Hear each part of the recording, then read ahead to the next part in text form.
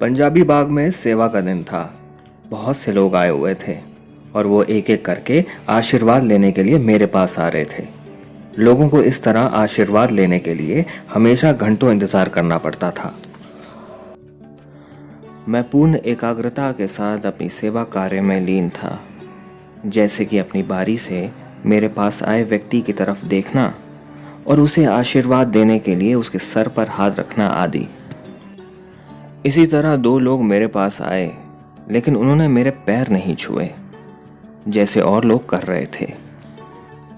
मैंने इस ओर कोई विशेष ध्यान नहीं दिया और इसे लापरवाही से लेते हुए अपना हाथ ऊपर उठाया और आशीर्वाद देने के लिए उनमें से एक के सर पर हाथ रखने लगा, तो उसने मुझे अपने सर पर हाथ नहीं रखने दिया और अचानक वह तेजी से पीछे हो गया और उसने मेरा हाथ धीरे से पीछे कर दिया।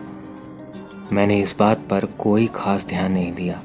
वे बिना मुझसे कुछ कहे वहां से चले गए और इसी तरह शाम तक सेवा चलती रही। मैं गुरु महाराज जी के दर्शन के लिए गुड़गांव गया। जैसे ही मैंने गुरु महाराज जी के पवित्र चरणों में माथा टेका तो अचानक मैंने सुना, क्यों राजे, अब अपने गुरु को भी आशीर्वाद देगा? ये आवाज गुरु जी की थी। मैंने ऊपर की तरफ देखा तो गुरुजी ताना देने की मुद्रा में मुस्कुरा रहे थे और दूसरे लोगों से बातें करते हुए कह रहे थे, देखो, अब एक शिष्य अपने गुरु को आशीर्वाद देने लगा था। मुझे ये समझ में नहीं आया और मैंने गुरुजी से पूछा कि उनके ऐसे कहने के पीछे का क्या मतलब है, क्योंकि ऐसा करने के बारे में तो मैं सपने में भी नहीं सोच सकता। गुरुजी बोले, मैं कल आया था और तेरे सामने बैठा था। तुमने अपना हाथ आगे किया तो मैं पीछे हट गया। हे भगवान, गुरुजी वो आप थे? मैंने सोचा तो था कि ये कौन लोग हैं जो आशीर्वाद लेने से पीछे हट गए।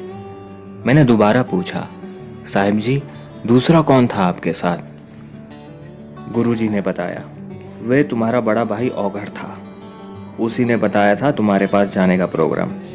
कहता था, चल गुरु, देखें क्या कर रहा है तुम्हारा चेला।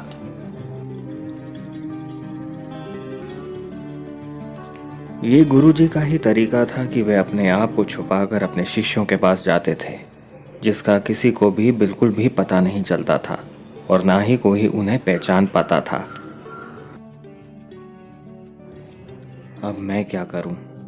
कैसे मैं उन परम श्रेष्ठ गुरुजी की महिमा का गुणगान करूं, जो स्वयं भगवान हैं और मनुष्य की तरह सब कार्य करते हैं?